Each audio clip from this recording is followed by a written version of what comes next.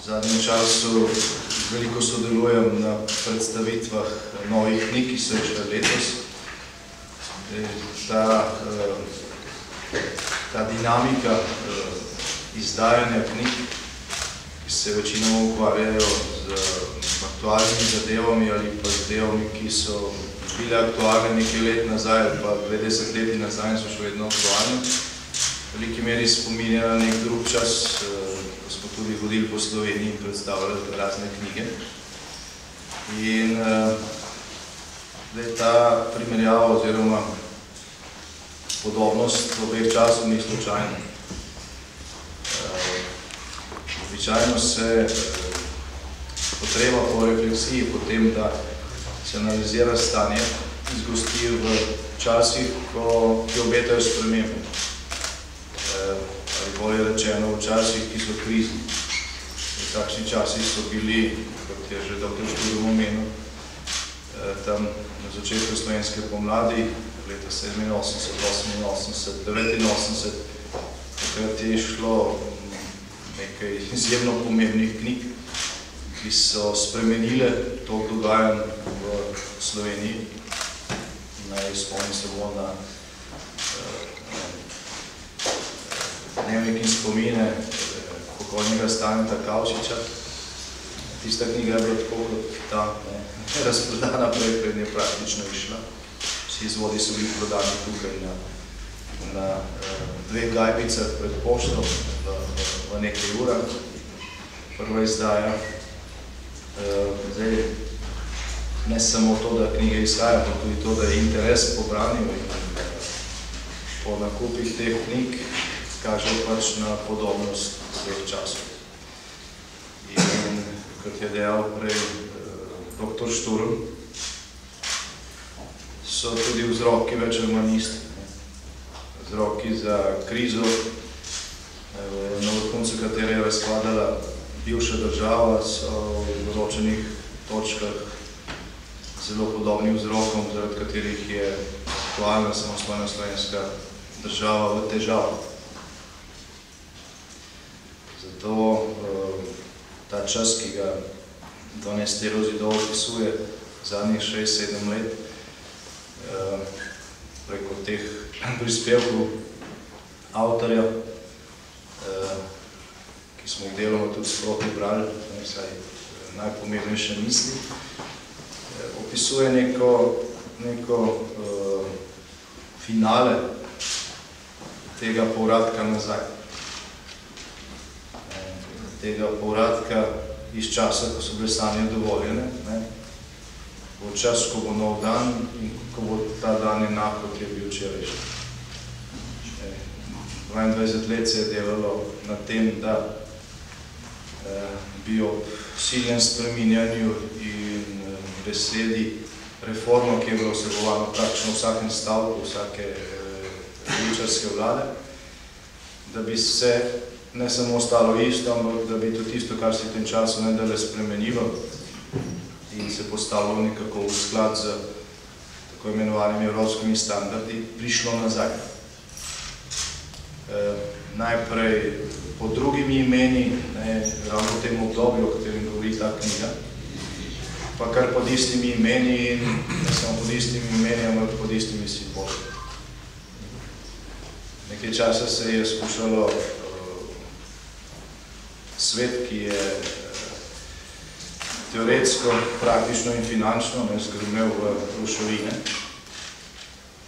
S tem, ko je bivša država, katere del smo bili, postala nezmožna financirati svojo lastno porabo in hkrati postala nezmožna tudi odplačevati dolgove oziroma denar, ki so nam ga posodili drugi. Tisti svet se je zaradi ideoloških, ekonomskih, finančnih in moralnih razlogov, ker je bila to država velike meri postavljena na trupla, zrušil v prah, vendar pa so akteri te države, ki so takrat, ko je šlo dejansko zares, podpisovali tako imenovano temeljno listino proti Majniški deklaraciji, v kateri niso pristajali na samostojno Slovenijo, ampak na Slovenijo v Jugoslaviji in na nadaljevanje tako imenovanega demokratičnega socializma. Nekajkrat spremenili svoje imena, zamenjali različne simbole, od zvezde na cvetlice in potem nazaj na rdečo barvo in na koncu ponovno prišli na dan z starim geslom o demokratičnem socializmu, ki pa so ga dali na prapor organizacije, ki združuje najbogatejše tranzicijske povzpetnike v državi. Prej je bilo podobno, samo da je bilo to tako imenovano socialno razlikovanje zakrito v bolj gostobesedno besedičenje, danes pa seveda niti to na ta način ni potrebno. Tako da 12. Zidov je knjiga, ki se pridružuje ne tako veliki, ampak vendarle naraščajoči množici refleksij tega zadnjega časa. In to je običajno prvi korak, ko se ta refleksija, ko se ta ocena tega, ko se zavedanje, zakaj smo tam, ker smo, poveča, namnoži, je to običajno prvi korak k spremembi.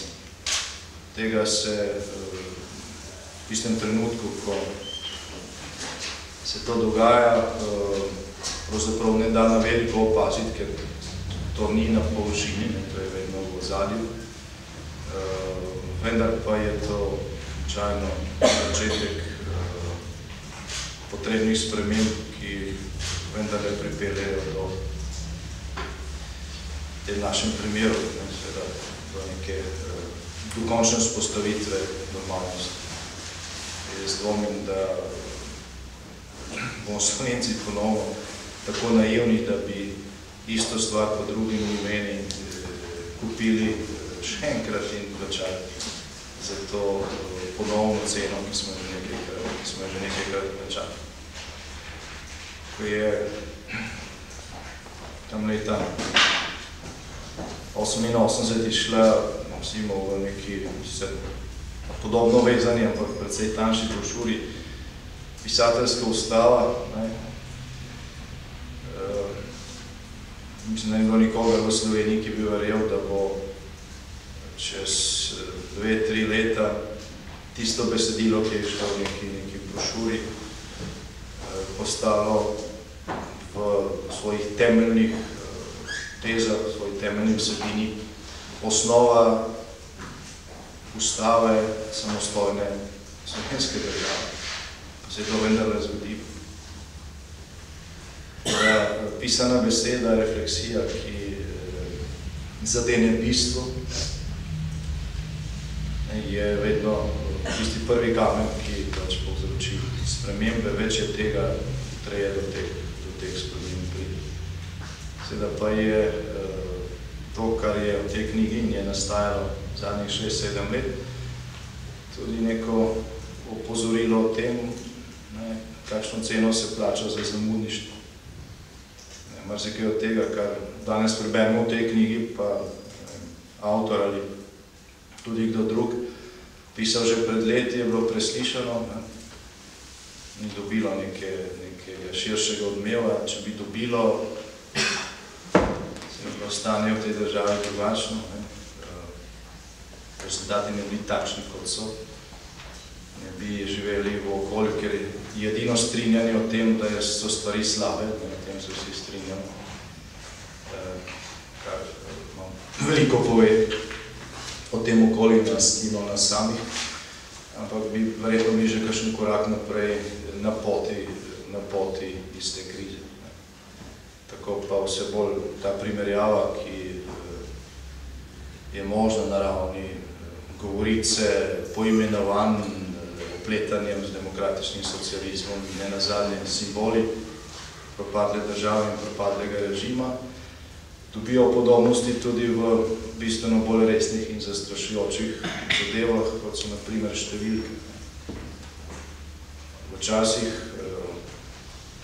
s katerimi delamo primerjavo, je bivša država propadala, ob tem, da je imela na ramenih nekaj več kot 20 milijard mark dolga, ki ga ni bilo sposobno več odplačevati in financirati te neke lastne porabe. Spomnimo se časov par benzina na bone, pomanjkanja v trgovinah in tako naprej. In to ne zaradi kakšne svetovne krize, ampak ker se je že v naši soseščini, v Trstu, Celovcu in tako naprej, so se trgovine šibile od vseh teh dobrot, so Slovenci tega množično hodili nakupovati, ampak zaradi lastnih zgrešenih konceptov. Mi smo lastno državo, ki je po številu prebivalstva 10-krat manjša, v zadnjih 5 letih pripeljali na številko 23 milijard evrov, ne mark, ampak evrov, zadnje zadolžitve. Seveda, to je neka končna bilanca vseh teh zablod, na katere je avtor te knjige sproti opozarjal v zadnjih 7 letih, pa je bil velikokrat preslišan.